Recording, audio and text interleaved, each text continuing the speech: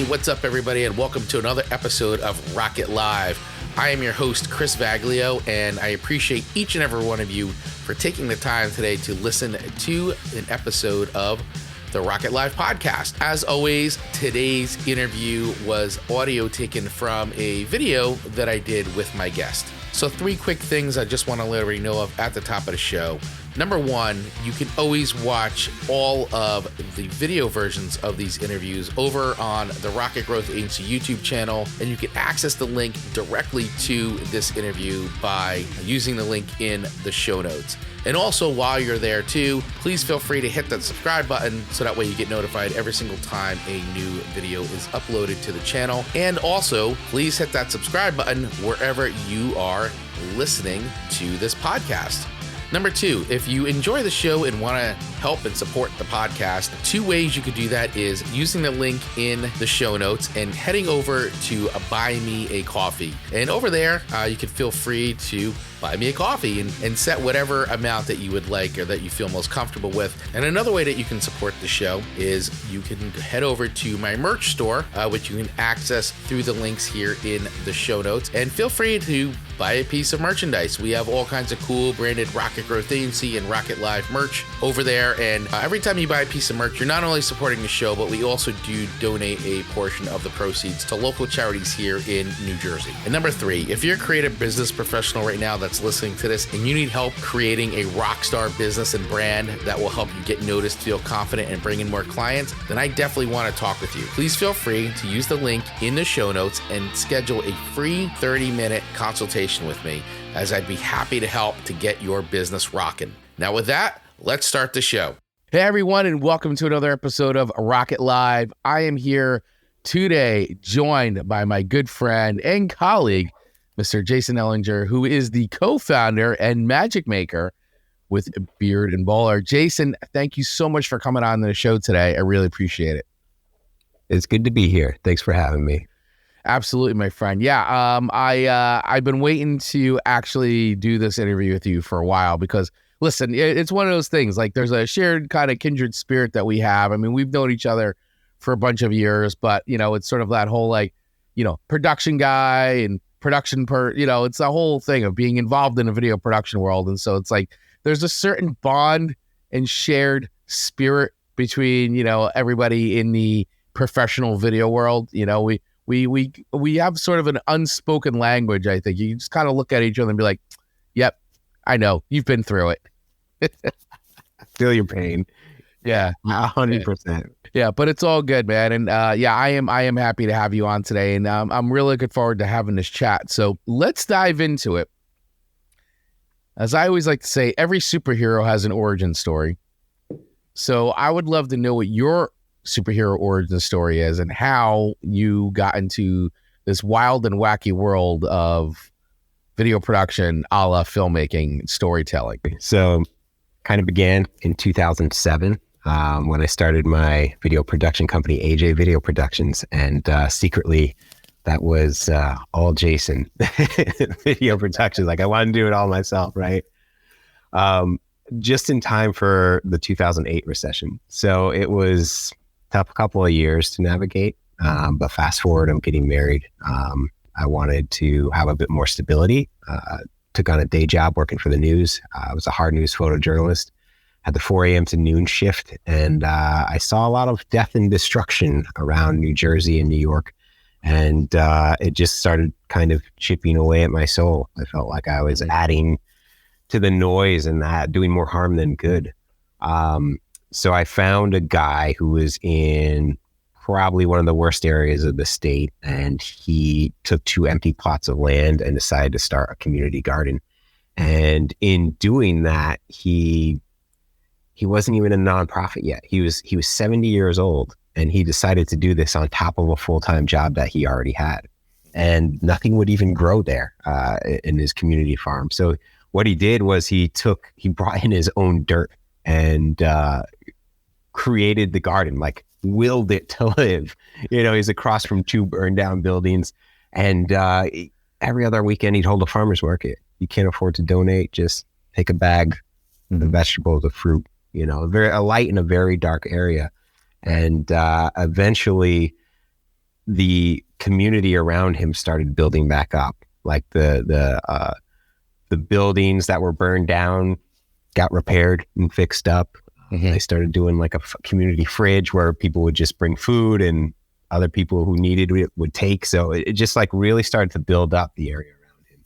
And I was like, if I could tell that story every day, those are the types of stories that I would tell. I brought that to my kind of my guide, my Yoda, I called him, who's my now business partner. And I pitched that to him. He's like, I'm in, we've got the why, let's figure out how to make a living at it, you know, not even like, let's make bank. It was like, how do we live and tell these stories? So we ended up doing probably one of the most important things you can do as a business is niching down. And we niched down to nonprofits, but of a certain magnitude of nonprofit that had events bringing in 6 figures or more. Those are the ones that could really support the type of video work that we were doing, and then also cost justify it within their event, and then keep using it as a fundraising tool for years to come even. So that's the nutshell of our origin story. I think that's the quickest I ever did it. But that's kind of how Beard and Bowler came to be. And in marketing to nonprofits that have great stories that we want to tell, our mission is to tell stories that are going to inspire others to positive action. In marketing just to that demographic, we've kind of attracted the right type of for-profit businesses and agencies that really want to tell their story in that same sort of fashion. So that's how we came to be. I love it, man. I mean, I really love that story because I like that, you know, that like everybody has the moment, right? You know, everybody has that moment in their life that sort of sets them on a trajectory that you would never, ever anticipate, right? I mean, that's life, right? You can't, this is why, you know, people spend so much time planning things out, but it's really the unplanned things that are going to happen to you that will, most of the times when you look back, make the most impact in your life. So, you know, you sharing that moment really resonated with me because of, you know, I've had similar instances. I'm sure anybody else listening or watching this right now has had that similar instance or experience that they went through that made them think, wow, this is actually what I want to be doing more of. But not only do I want to be doing more of it, I want to be doing it more like this. And so I think that's a really key part of like your origin story that you just shared with me, with all of us actually. But I think a lot of people can relate to that because it is something I think that happens more often than not with most people where, you know, you're like, hey, I want to do this as a career. And then something else happens in that journey that puts you onto a sort of a whole other path, same path, but slightly different, you know, and a different way of going about it. So I appreciate you sharing that. And I think that a great follow-up question based on what you were just talking about, how you sort of incorporate, you know, what you do with your style and your niche as far as what you do in video production. But I would love, because I know that you guys have a strong foundation, so I'd love to hear from you. What do you consider to be the key elements of, let's just call it that authentic storytelling, you know, and how do you incorporate that into the work that you do? Key element. There's actually 7 of them. And we actually do talks on these for nonprofits in particular, because, you know, video is that mystery even to marketing agencies who've been doing it before, right? It's this thing that you can't understand and grasp. And a lot of times there's no process. They're working with independent artists. They get burned, you know, everybody gets burned. So imagine the nonprofit world, right? So we do talks on the 7 elements of story, and basically Disney Pixar are like at the top of this game. I have these movies like memorized and broken down to when it's going to, how long it's going to take for credits to roll, right? Because it's timed that much just to hold attention throughout the whole thing. But the 7 elements of story is you have a hero who has a problem and they meet a guide, and that guide gives them a plan and calls them to action. And that action ends in either a comedy or a tragedy. And that's the way every movie, every television show, every good book is written, with that sort of formula. And if you stay within that formula, you can create and craft something that will keep audiences engaged until the very end. If you stray from that, there are very few instances where there's successful movies that have strayed from that. And I mean, I've said it high level, but once you fully grasp it and start to study it and realize that not even just every show, but every scene inside of every show has some sort of problem and solution, right? Your mind is just blown, even in commercials. Sure. And those are the elements of good storytelling.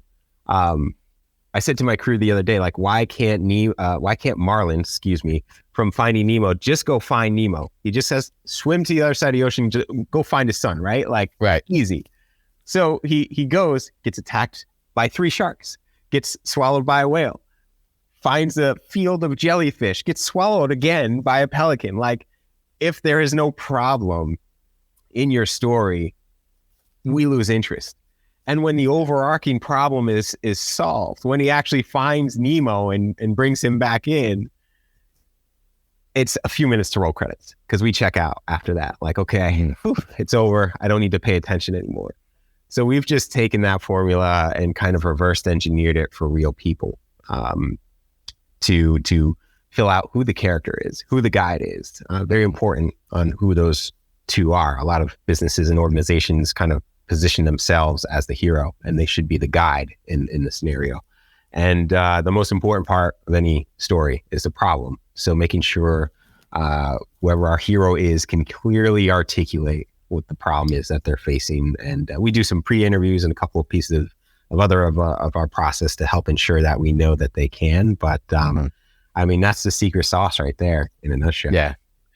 Yeah. Well, it's one of those things like if it ain't broken, don't fix it. And I mean that, the elements of storytelling, are rooted in human history, like as far as our evolution goes, and from the time of creating like drawings on the inside of cave walls to when we can actually pass down narrative explanations for things from one another, all have followed the very simple principles of just telling a story, and listen, yes, to your point, there are different ways to do it, and whether it's switching things around but ultimately at the end of the day, like the story is still, the basic elements of telling a story aren't going to change. There's nothing to change really. I mean, it's just, that's it, telling a story, and it's all in how you tell it, right? And making sure that it does follow a structure, and these are the things that have worked. We see them work, as you just said, whether it's TV, film, commercials, but it gets the audience invested, and invested enough where they want to follow the journey and then have whatever the conclusion or payoff is by the end. But like you said, by the time the credits roll or it's done, you're like, whew, I was right there with them the whole time. And that makes for a successful, story in whatever medium, it's not just movies, but that storytelling element is ever present in just about anything that we, all consume and watch. I want to talk a little bit about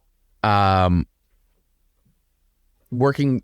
I think that when you're, when we talk about the differences between like working more commercial or corporate or, the measurements as far as the success of a video, a lot of times lie within whether it's views, likes, calls to action, there's a lot of measurements there because a lot of times, from a corporate or commercial perspective, there's sort of that like end goal of like, go buy this now, or click here to do this thing, or so on and so forth. But, and in one of the nonprofit, I mean, there are some similar crossovers, but how do you really measure the success of a video for a non-for-profit? And what kind of metrics are you looking at, or are you designing the videos to do based on that? Because listen, everything has to have a strategy behind it no matter what, right? I mean, because, people are hiring you to do things for them, their organization. So there has to be, a desired result other than just like, hi, I'm just make this video and put it up on my website. There is an end game to it. So I would love to get your perspective on that. Funny because with not for profit, there are very specific goals that are typically thought out ahead of time, and KPIs and all this marketing jargon. Right? Marketing jargon. Sometimes views are one of them. Engagement is another one. How many people have filled out or at least made it to the landing page, made it all the way through, stayed on, how long they stayed on, right? Right. And nonprofits, nobody is really measuring that at a smaller, medium level. There are a few who have it together enough to do so, right? But they don't have the budget. It's a shame because, you know, we look at every dollar we give to a nonprofit should be for, you know, going to program 100% to feeding the homeless, and they have their own budgets and people that are working well below what they deserve in most cases. And it's almost frowned upon when nonprofits, you know, market. And, you know, we're okay with like a startup spending $1 million to advertise their new shoe or product or whatever. Right. But Right. Yeah. nonprofit tries to spend a quarter of that to tell you about to make you aware of the issues that they are solving and changing the world. Like so all of that to say, you know, it's a shame that happens. So there's not really a lot of infrastructure within nonprofits, most of the nonprofits that we work with to really track that, or even the personnel to track that. Mm-hmm. So what we try and do is we actually have pretty strict guidelines on who we work with. And for us, that bar is making sure that they have an event that's bringing in a decent amount. And I mean, decent amount, at least 6 figures or more, so that we know it's going to be cost justified, number one. And number two, we know that the money is in the room so much so that if somebody were touched by a video, they could possibly dig a little bit deeper. And we measure it with how well they did this year versus how well they did last year at their fundraising event or gala. And that's our biggest measurement that we use. That's not the only one. If they don't have an event, but they have a really good director of development who's connected with corporate donors and can get it sponsored or underwritten, cool. We'll work with them. If they have a really active board, which is becoming a rarity these days, but if they have a really active board going out and doing their job in fundraising, then yes, we could work with them, because these are the tools that you'd use similar to as if you were in a sales position. You'd bring a tool like this out with you to be like, hey, this is who we are in 3 minutes or less, or as a follow-up to a conversation you had, hey, just wanted to show you that piece that we discussed when we were meeting. Let me show you. And that's essentially what a director of development and a board are doing is sales. So giving them and arming them with that tool is where we can really help out. But one of the main metrics, like I said, is the fundraising gala. And if that group of 300, 500, 1,000 people that we've had in the audiences here at these places, they are voting with their dollars. Right. And if they are not moved emotionally enough to do so, then you'll see that reflected in the donations. And sure, there's a lot of other factors. You know, maybe they botch the moment right after the video plays, where you have that 30 seconds to ask the audience whatever you want. And there's occasions where that happens, but like people will vote with their dollars and they give with their heart. Same way we buy with our heart and post rationalize it later. Like, you didn't need that. Oh, I need the SUV for, you know, the snow, and I have children and this thing. You like the SUV. You were attracted, you bought it, you wanted it, and you bought it, and then you came up with those excuses later as to why, you know, to justify your expense. And we do the same thing as humans too, when we feel moved enough to give to somebody. So yeah, and you touched on a lot of interesting points there, and I think that's also worth talking about further is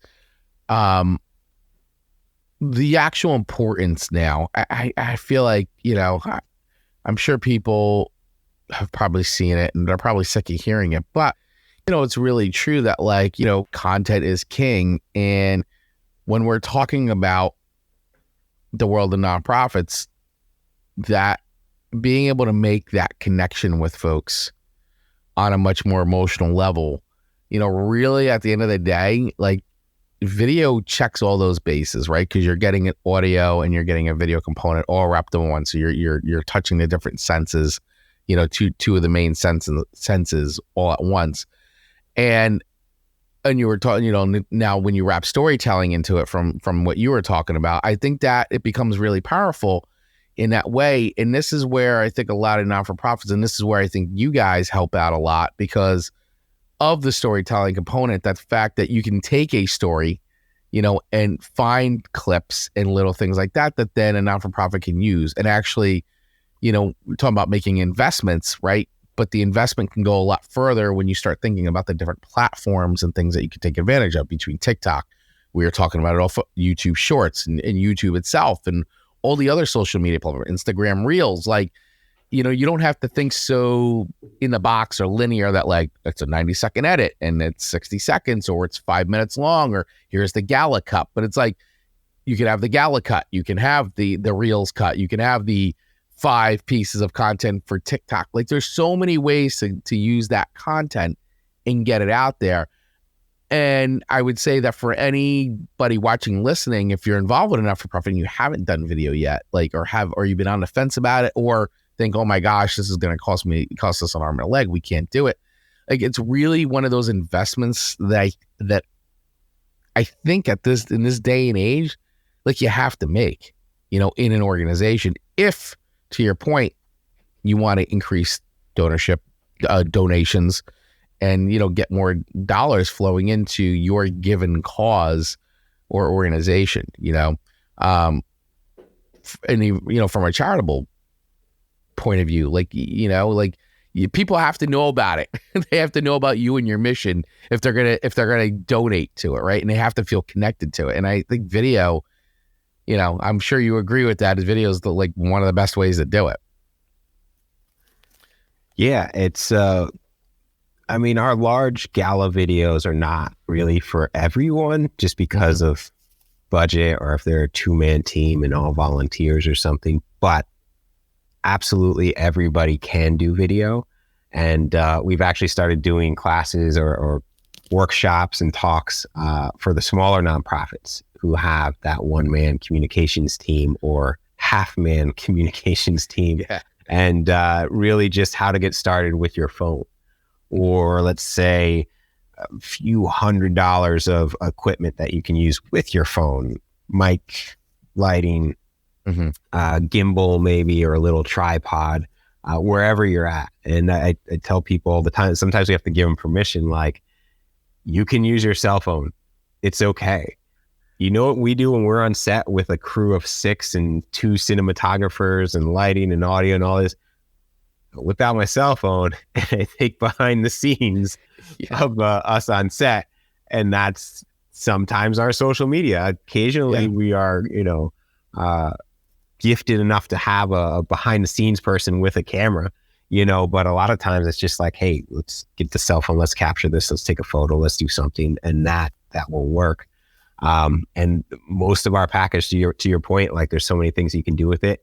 We saw this, I want to say 3 years ago, we started doing snackable content included in our content, in our packages. Basically, you have one long form like 3-ish minutes and 3 snackable pieces included in the content. So you can have almost like little movie trailers that lead up to the big piece for social media, for email, for digital, or other platforms. And it all depends on where your target audience is too. If you're going to use a TikTok or YouTube Shorts, which I'm loving right now, Facebook Reels is apparently making a comeback because everybody left Facebook, and there's a hole to fill there of content and content creators, or Instagram if you want to try and dive into the oversaturatedness of Instagram right now. But depending where your target audience is depending where you're going to put some of these snackable pieces in the midst of like another campaign with other photos and stuff, and a full-on strategy is what we recommend. But we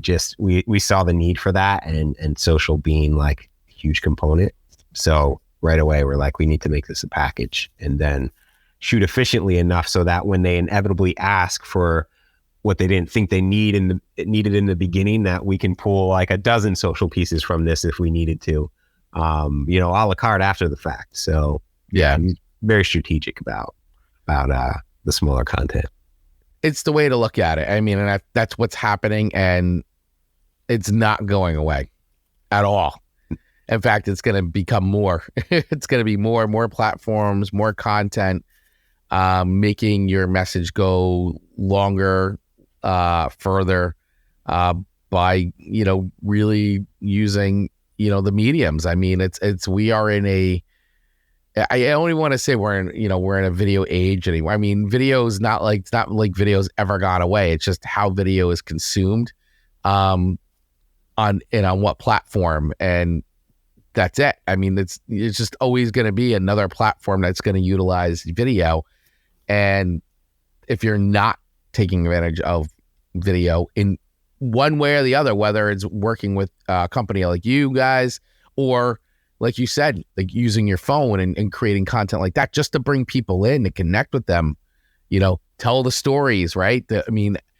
Businesses of any shape and size, any organization, you have lots of stories. You're sitting on them, the people you work with, the people you're helping. Like, that's when you go, I don't know what to make content about. I hear that all the time. I don't know what to make content about. Tell your story. Like, you have an interesting story. You've done stuff. You've lived through things. Use that if you don't know what to talk about. Like, always, there's always that at the end of the day. There's stories out there that can be told and used. And that's, one of the things that I think is, and that usually relates with people on a much more deeper level than any, elaborate marketing speak, from that level. I got a question for you. Here you go. Here's a good question for you. What are your favorite types of stories to tell?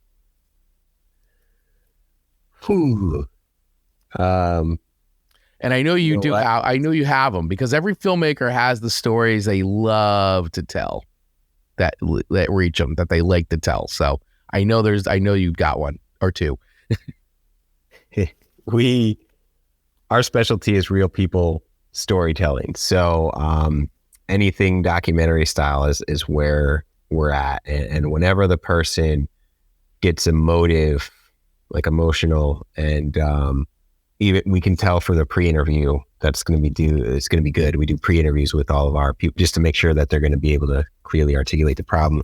From the time of the pre-interview, if they start getting emotional, they've opened up and it means something to them. Whoever's helped them, whoever the guide is, nonprofit or for-profit, is just, you can tell where the impact was made almost immediately. And sometimes people, I'm like, hey, could you say your name and spell it to start us out? And the tears start flowing within 2 minutes of that. And, some of it's nerves, but a lot of it is just like, they know they've been preparing for this moment. They've got this story to share of immense impact. And the best ones that I like to tell are the ones that the person was like here before they met the guide or the organization or even the brand. And then the brand guided them to a point where it was like radical transformation. You saved my life.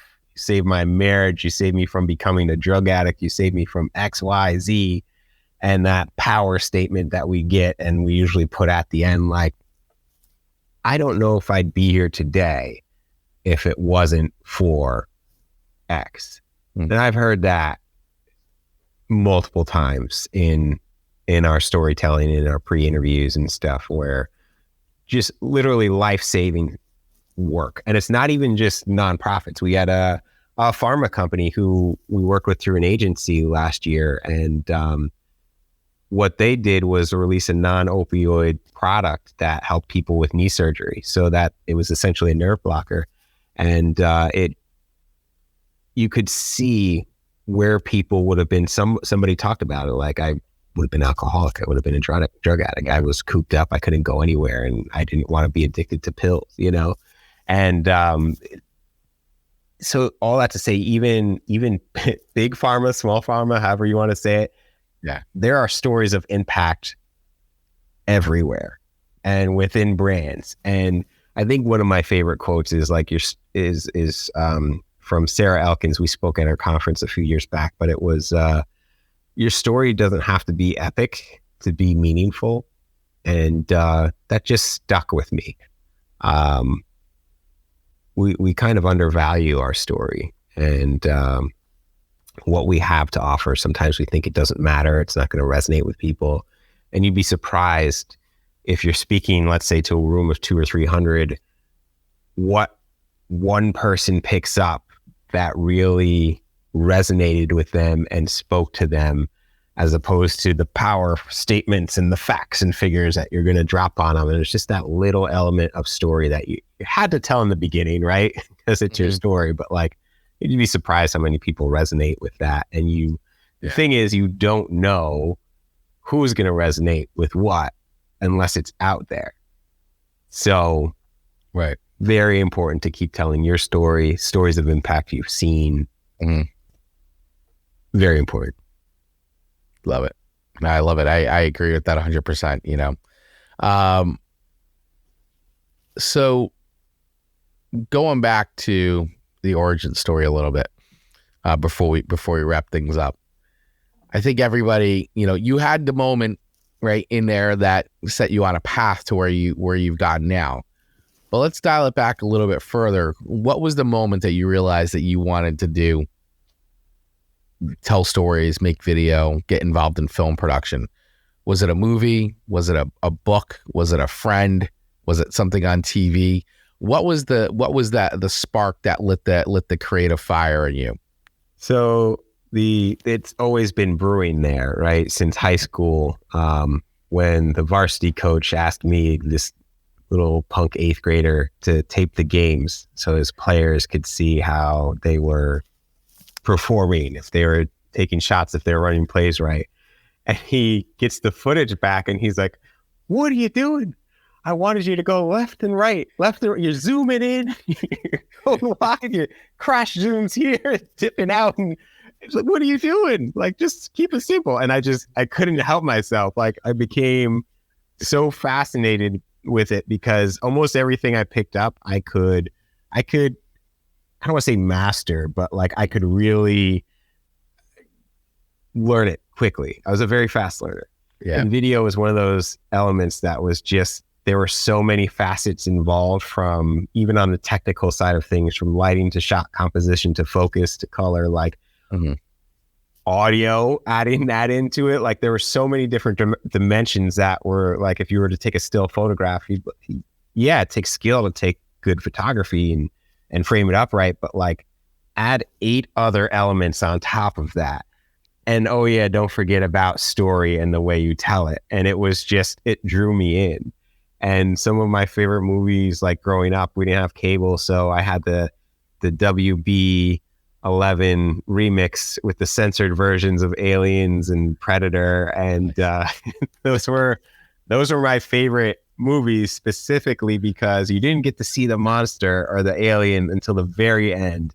Yeah. And that it left it to your imagination. It left the tension in there. It didn't relieve it in the first 20 minutes where you're like, "Oh, okay, that's what we're dealing with here." Like, there was that element of mystery where like you were only seeing little slivers of this, that, or the other detail, right? And like, I know that's a weird comparison, but that kind of taught me how to keep tension in anything that you're working on until the very end. And I can't really say that there was a catalyst that was like, this was the moment, because I've always had a fascination with video, but definitely that story of Willie was like the what are we going to tell? I felt this urge to make a difference, and I knew I'd only be able to do that within stories like Willie, the urban farmer from Patterson. And I felt if we could get his story out in front of the eyes, maybe the soccer mom from Wyckoff decides to start her own community garden somewhere nearby and become like a positive influence. And I felt this strong urge to just make a difference through storytelling. And I felt like that was the best way to do it, was through video. In the digital age, social media age, stuff's being shared instantly. Like, the best way to get any kind of positive message out there. Love it, man. Well, you said it all. So for those who are watching and listening, Jason, what is the best way to get a hold of you and Beard and Bowler? So you can check out our website, beardandbowler.com. There's a contact form. I'm on LinkedIn every day. Jason Ellinger, 5 days a week we post content. I reply to like almost every single comment. So that's the one way to get a hold of me. We just launched the YouTube Shorts campaign. If you look up Beard and Bowler, you'll see it. And we have content there 3 times a week. So we spend a lot of money in marketing dollars, not on marketing, but trying to add value and tips and tricks for the nonprofits who may not be ready for us right now. We wanted to give away as much of it as we can to help people on their journey to inspire others. Awesome. I love it, man. Well, thank you so much for spending some time with us today and for chatting with me. This was great. We'll have to do this again for sure, because I know there's so much more we could dive into for sure. Scratch the surface. We're just scratching the surface. No, I love it. But yeah, thanks again, man. I really appreciate it. It's you guys do great work, and I've been wanting to have you on forever to at least start to begin to have the chat of picking your brain and seeing what goes on inside that head. Cool, man. Appreciate it. Honored to be on the show. Yeah, you got it. Absolutely. And thank you all so much for watching and for listening to us wherever you get your podcasts. We are, of course, available on all podcast platforms, and you can also watch the video versions right here on YouTube. So thank you all so much for watching. And remember, always be authentic, always be yourself, and always remember to rock it.